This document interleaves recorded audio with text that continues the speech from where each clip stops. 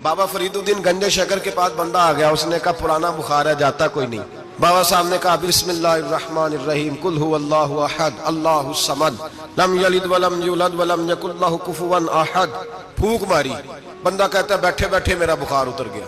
उसने गांव जाके ऐलान कर दिया जिसका नहीं उतरता सारे ही आ जाओ। राश हो गया, फूकें बड़ी निकली, शिफा कोई नहीं। लोगों ने पकड़ के फैंटी लगाई। वो बाबा साहब के पास आ गया, कहने लगा सूरत इखलास दो हैं कि एक ही है? बाबा साहब कहने लगे बेटे एक ही है।